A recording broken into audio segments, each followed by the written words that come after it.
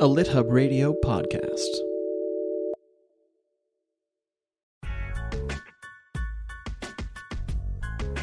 Hello, restorers, reclaimers, revisionists, and revealers of truth and nuance. I am Brooke Warner here with Grant Faulkner, of course.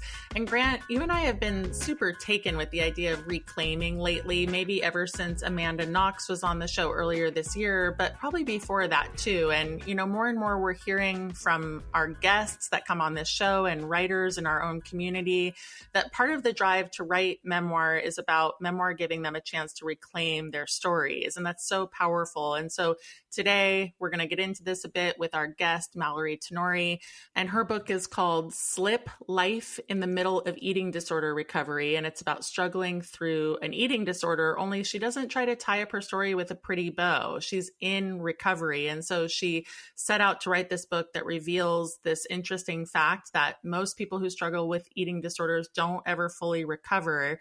And then she's shining a light on the motivation to write the book, which is about destigmatizing that experience. But for me, I thought that qualified as restorative, which we're going to get into, but also reclaiming her story. Definitely. I'm as taken with all this as you are, Brooke. Mallary shared in an interview on NPR that she started doing work around restorative narratives, which she said is a genre that shows how people in communities make meaningful pathways forward in the aftermath of trauma and illness. And in her book, she writes that, this is quoting her, rather than sensationalizing what's broken or suggesting that it's already been fixed, restorative narratives probe how people move forward amid the breakage.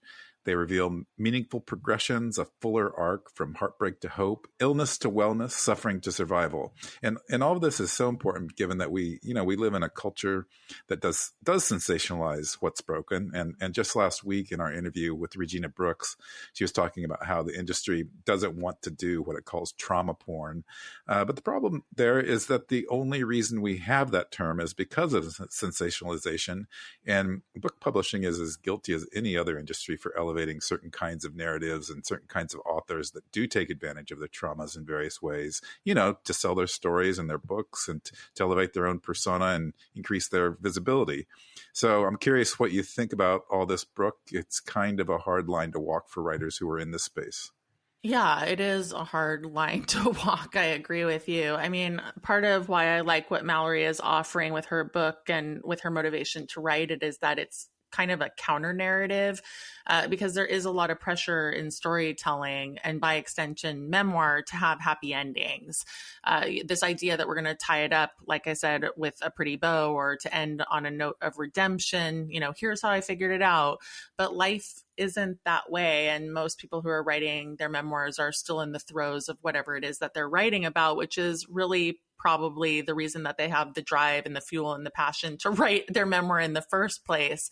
And so I always think about this, like you're unlikely to be obsessed enough with your idea, or to have the stamina to write a whole book if you are not like fully in it, right? Mm-hmm. And a long time ago, Grant, now we interviewed Dani Shapiro. I think it's been years, but she was on this show many years ago. And I was looking back and the topic of her show was obsession. And the way that we framed it was that obsession is good. Like obsession, in my opinion, especially if you're a memoirist, it's kind of like a metal detector in that it's pointing toward the thing that you are trying to figure out or needing to figure out. The challenge, of course, is that you can get stuck there. And that's when you can get into looping or circling writing that never really makes meaning.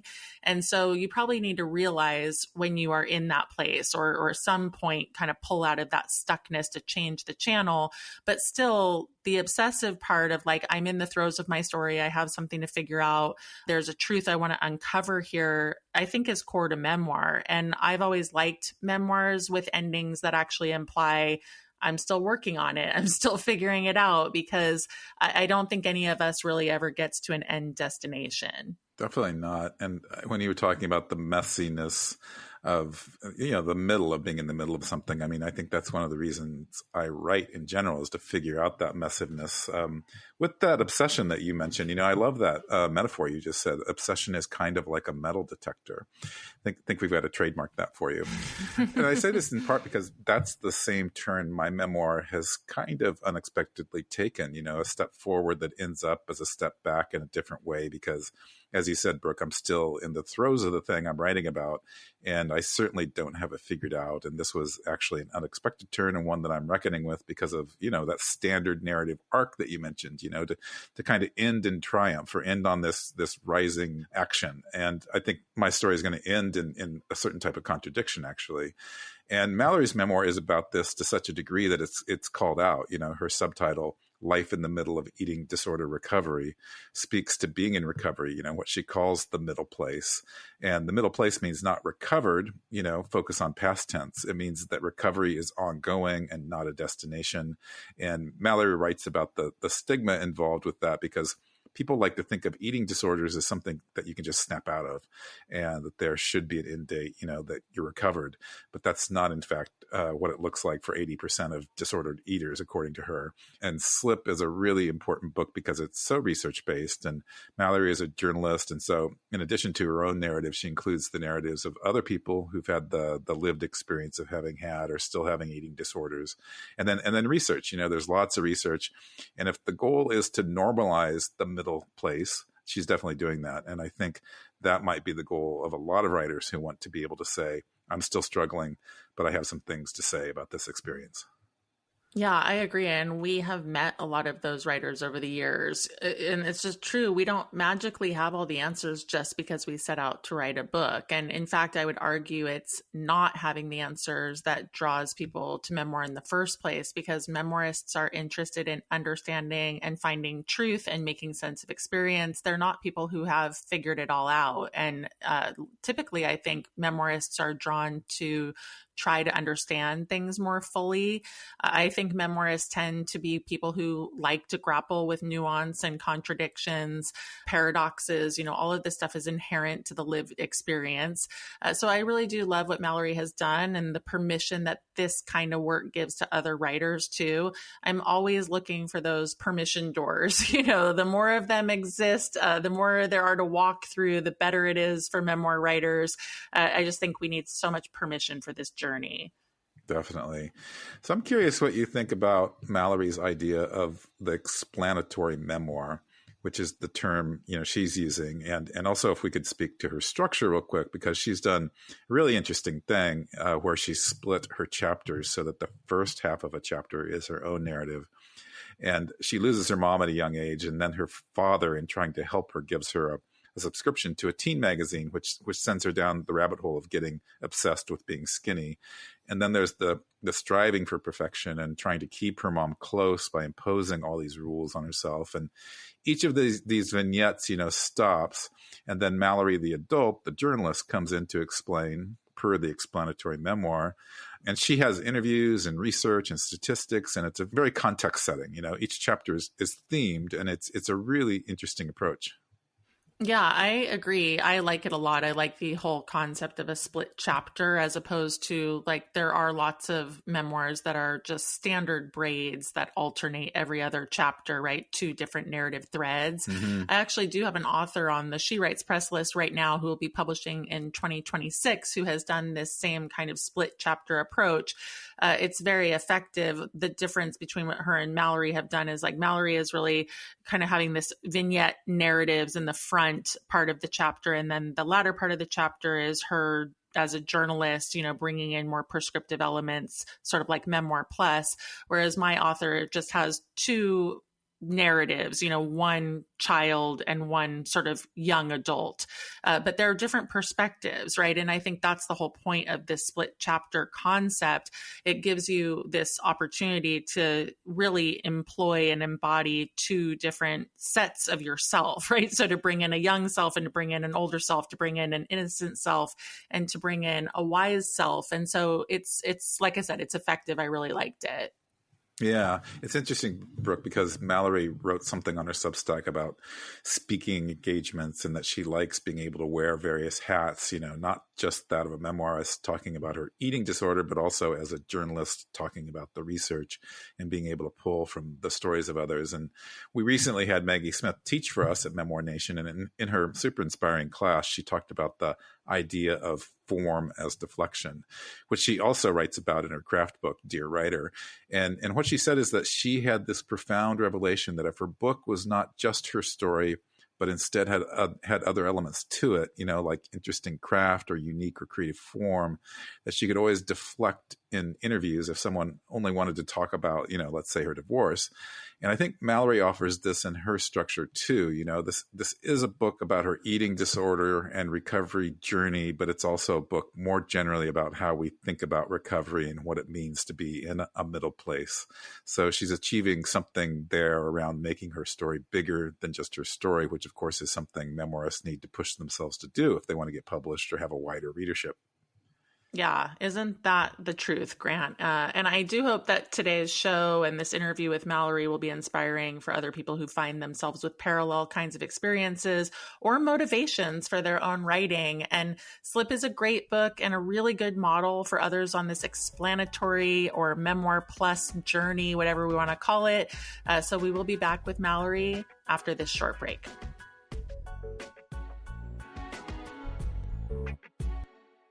Well, Brooke, I'm always so pleased when we have a sponsor whose products and services I've actually used and enjoyed independently. And that's the case with Gotham Writers Workshop. I took my first class with them nearly 20 years ago, and it was an online class, my first online class ever. And I had my MFA at the time, and I have to say that my Gotham class was as good as any of my MFA classes. And in fact, the great writer Manuel Gonzalez taught it. But it wasn't just about Manuel. All of the students in the course were super smart and really good writers. And amazingly enough, I'm still in touch with some of them. So I wholeheartedly recommend taking any of Gotham's courses.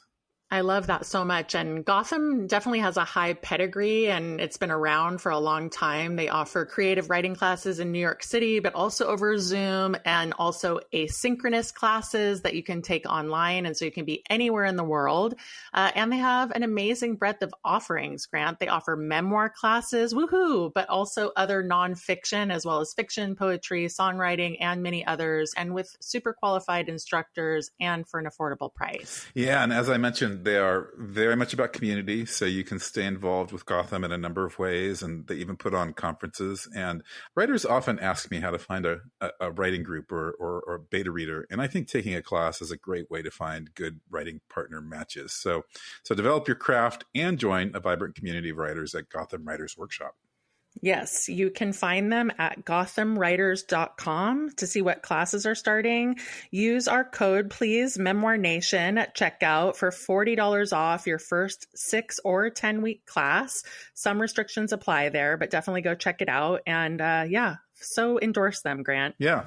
So one more time, visit gothamwriters.com to see what classes are starting soon and use the code Memoir Nation, all one word, Memoir and Nation with no space between them, at checkout for $40 off your first 6 or 10-week class. Some restrictions apply. And tell them that Grant sent you, and Brooke too. Welcome back, everyone. Today we have Mallary Tenore Tarpley with us, and she is a journalism and writing professor at the University of Texas at Austin's Moody College of Communication and McCombs School of Business. Her writing has appeared in the New York Times, the Washington Post, the Los Angeles Times, and elsewhere. She is the recipient of a prestigious Alfred P. Sloan Foundation grant, which has helped support her research and writing. She holds bachelor's degrees from Providence College, as well as a Master of Fine Arts in nonfiction from Goucher. She lives outside of Austin, Texas with her husband and 2 kids, and we're talking to her about her memoir, Slip, today. So welcome, Mallary. Thanks so much for having me. Yeah, we're excited to talk about this book. I mean, there's so much to get into, and so we're kind of coming at this from a few different angles. I was really taken with the idea that you write about in the book of restorative narratives, and you talk about this in the context of discovering it when you're in journalism school. And I wanted to ask you if you could say more about when you realized that this book could be or is a restorative narrative, and then what that meant to you, or maybe how it changed over time. Sure. So when I was in my late 20s, I was working for a small nonprofit and was really tasked with trying to help journalists tell more of these restorative narratives. We as a nonprofit had coined this term, although these stories have been in existence for quite some time. But we really wanted to create a movement around this type of storytelling, which essentially describes stories that show how people and communities can make meaningful progress in the aftermath of trauma and tragedy and illness. So we recognize that so often journalists tell the story about what happened. They cover the trauma or tragedy, and then they move on to the next story, wherever the news cycle is taking them. And yet there are so many meaningful moments of progress, these quiet moments of hope that often transpire in the aftermath of these horrible incidents. And those often get overlooked in media. And so I was working with journalists and training them to tell stories about the messy middle. And as I was working with them, it occurred to me that this was a really powerful way of telling stories, and it was a powerful way of looking at how we could focus less on deficits and more on strengths in the types of stories that we tell, particularly when it does come to some of these harder truths. And so these are not stories that are fluff pieces. They don't sugarcoat difficult truths, but they really delve deeply into them. And so as I was working with journalists and training them to tell these stories, it occurred to me that this could be a really helpful framework for thinking about my own recovery from anorexia. I, for a long time, thought that I had to be perfect at my recovery, and for so long was aiming for the gold standard of full recovery, but didn't exactly know what that meant. And it felt like every time I faltered, I was failing. And so I thought, what would it mean if I were to look at my recovery as more of a restorative narrative and as more of a middle place between acute sickness and full recovery?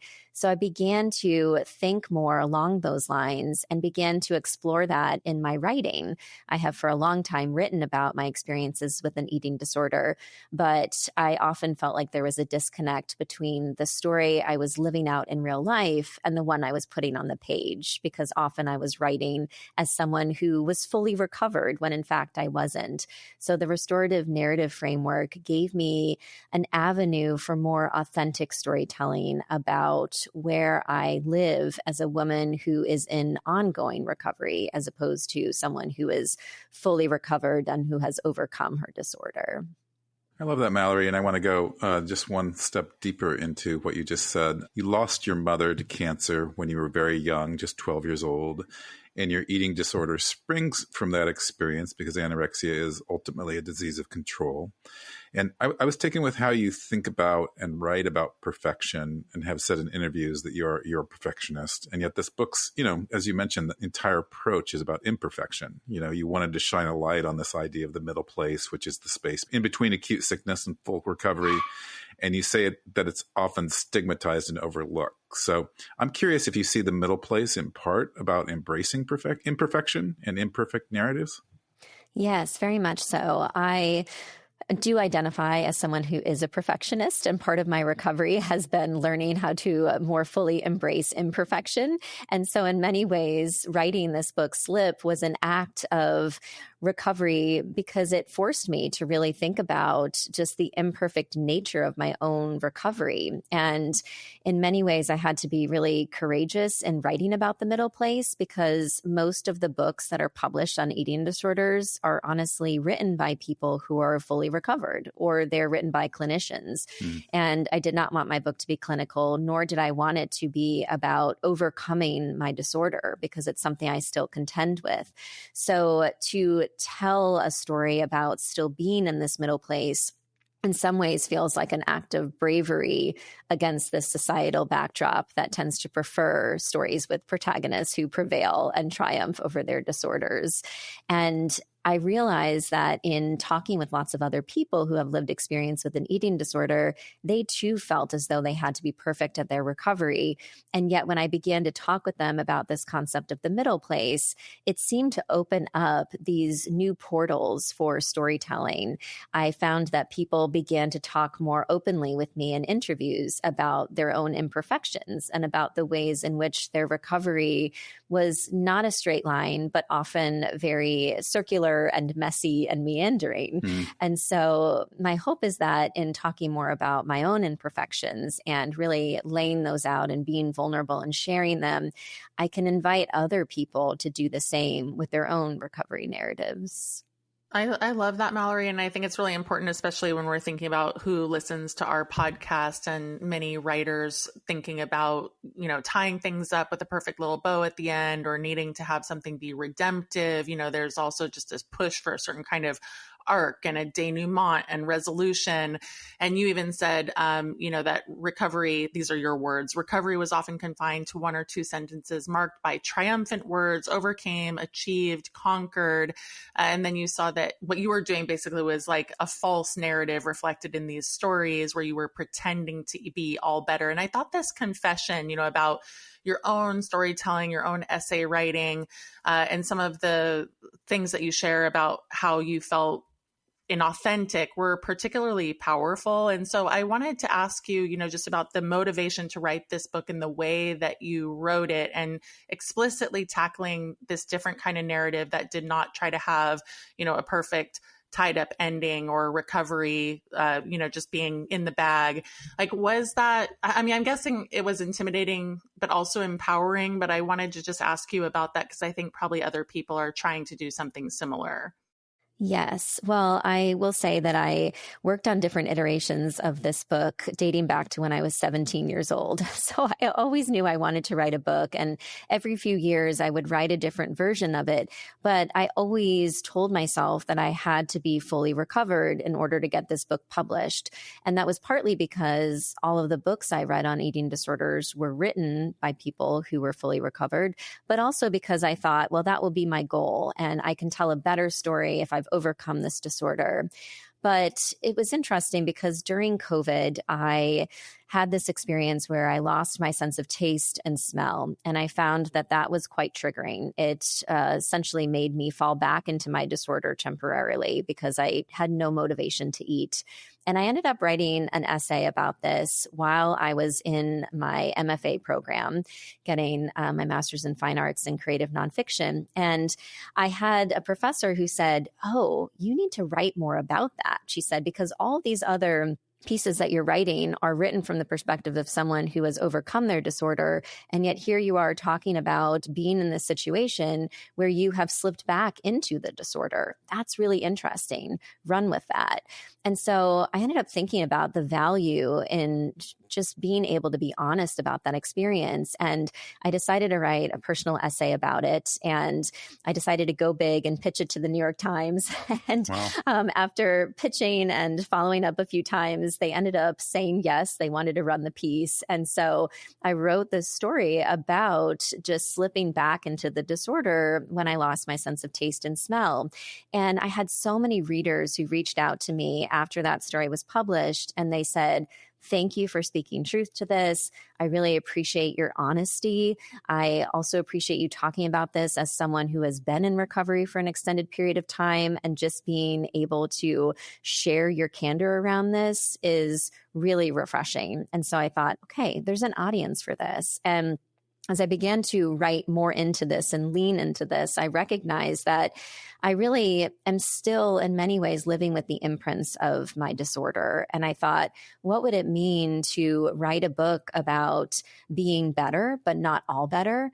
And what would it look like if I could explore these questions around how do you live your life even when your disorder remains a vulnerability? And so that piece that I published in the New York Times really was a pivot for me, and this sort of meaningful turning point that freed me up to be more open and honest and authentic. And ultimately, I'm so glad that I wrote the book from that perspective, because I think it actually feels a lot truer to my experiences, but I am finding that it is also opening up points of relatability for so many people who live in this middle place, but who have not really had a book that has spoken to them in this way before. Thank you, Mallary. That's such an inspirational story, especially that breakthrough into a whole new way of telling the story and doing it with more vulnerability, which is so hard to do on so many levels.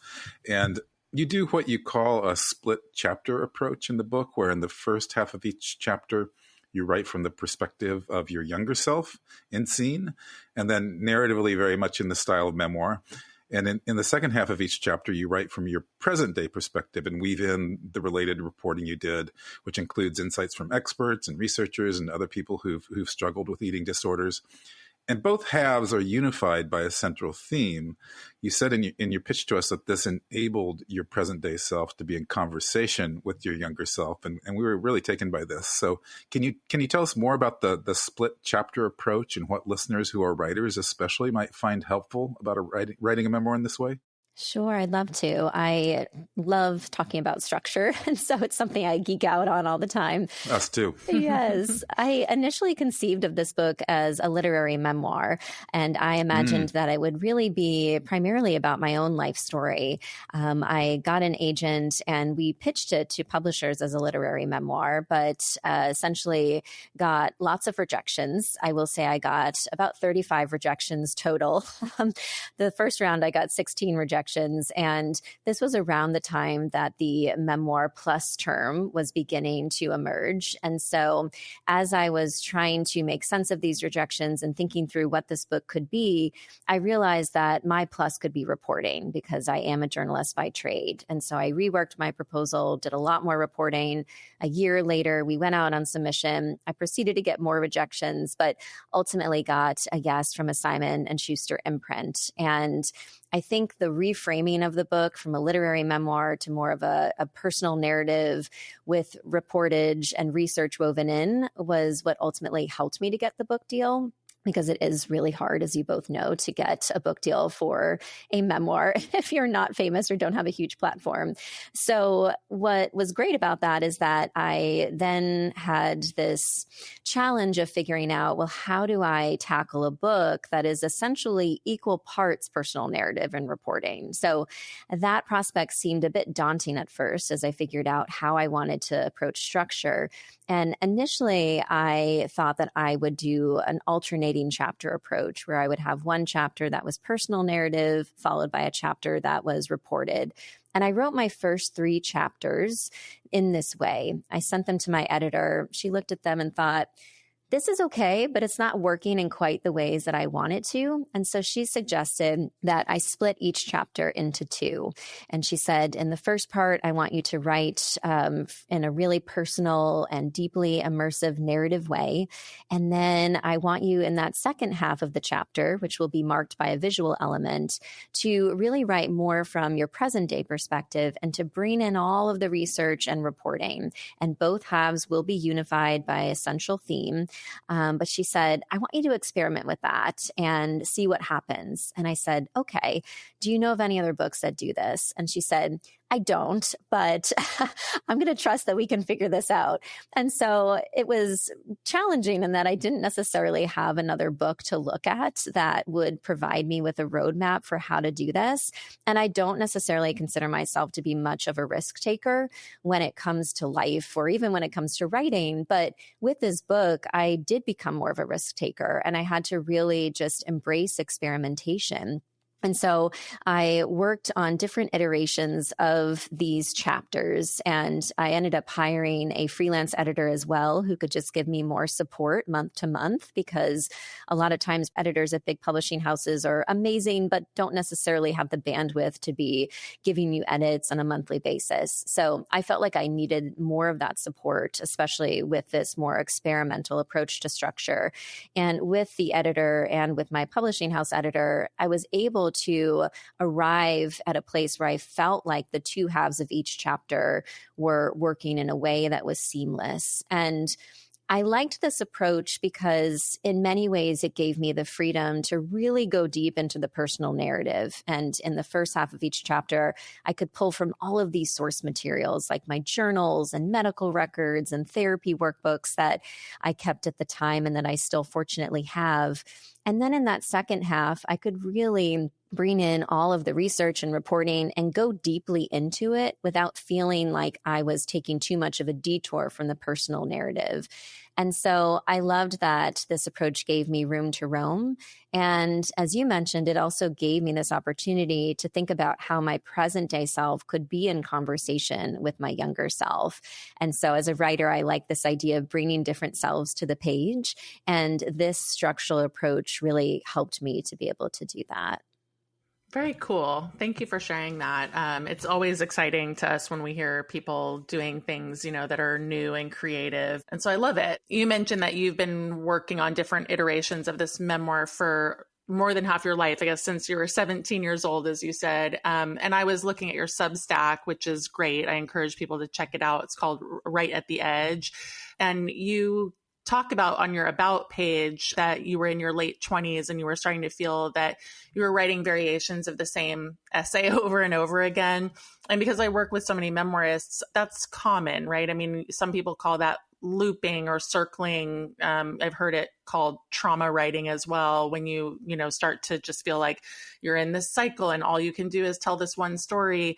But you clearly saw that and then kind of shook loose from it. So I wanted to ask you about that, because I think there are a lot of memoirists who actually circle their story very well. I'm thinking about someone like Dani Shapiro, for instance, who, her same narrative has kind of been the center of most of her books. And so I'm curious how you think about this, is it problematic to circle the same story, or do you just think it's about coming at it from different angles? And, what would you tell people who are in that space of kind of being obsessed by their own story?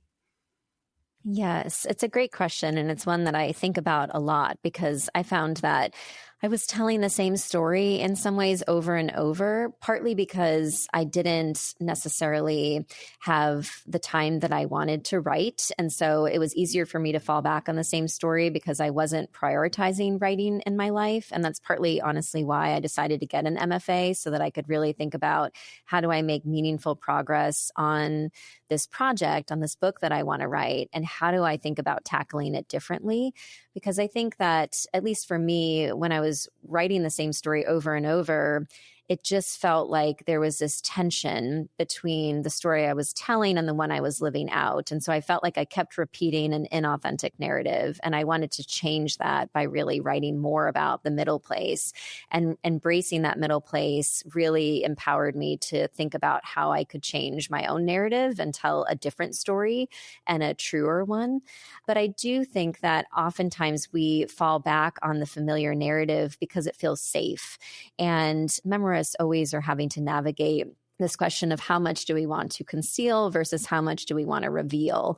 And often we find that we might be concealing too much, right? If we're going back to the same narrative over and over. I certainly found that to be true for me, where I thought, why do I keep going in circles and sharing the same story? And it was because there was a lot that I was afraid to reveal. And so I actually made a pretty concerted effort to go back to therapy when I started to write this latest iteration of the book, because I thought, what is it that's holding me back from revealing these parts of my story? And in some cases, I needed to be able to talk about them with a therapist and journal about them and write about them in my journal for an audience of one, so that I could then feel safer and more comfortable exploring them on the page in a more public way. So it was something I thought a lot about. But as a journalism professor and just as a memoirist, I always like to push my students to really think about how they can be more vulnerable. Of course, it's ultimately up to them as to what they feel safe enough sharing. But it's important, I think, to consider how can we break out of that cycle of sameness and enter into new territory and push past the edge of discomfort in service of telling a narrative that is perhaps truer, or a narrative that it helps us to grow more as writers as we explore new territory in our work. Thank you for that, Mallary. And in closing, one other way to push the boundaries is coming up with new forms of writing or new words to describe that writing. And you call your book an explanatory memoir, which is a term we actually hadn't heard, and which shows there's so many different approaches to memoir. So I was wondering, can you share why this is a helpful way to understand what you've done with your book, and also maybe share for listeners what are the ingredients that go into an explanatory memoir? Sure. So as you probably have been able to tell, I like coming up with terms like restorative narrative in the middle place, because I think when we name something, it gives it power and you can create movement and excitement around it. And so I was sharing my manuscript with an early reader who was a longtime mentor of mine. And she said, I feel like you're carving out a new genre here. She said, this feels like an explanatory memoir. And I'd never heard of the term, but I just ran with it. And I thought, I like that, because in a lot of ways, it's about thinking of ways to incorporate research and reporting without losing the intimacy of the personal narrative. And so you have that personal narrative as the through line, with the I being the central character, but then you're using research and reporting to explain that narrative on a deeper level and to be able to share how your narrative is in conversation with the narratives of other people. Because within my book, I do include a lot of narratives from other people with lived experience. And so I liked this idea of an explanatory memoir that could help to not only explain my own story, but explain the larger picture of eating disorders and recovery from them, knowing that my story would be the anchor throughout, right? And so this idea of being able to help people and teach people without being too didactic or prescriptive is something I think a lot about. And so I don't tend to refer to my memoir as being a prescriptive memoir, although my publisher, others might. But for me, it was more helpful to think about an explanatory memoir, which just seemed more reflective of what I wanted to do with this book and how I was hoping it would be received in the world. Thank you so much, Mallary. This was educational for me. Yeah, and that's like there's advocacy and education and research. I mean, there's a lot. That's why I said at the top, there's a lot to get to. So thanks for tackling it. So we're appreciative. Yeah, thanks so much. These are great questions. We'll be right back with today's book trend.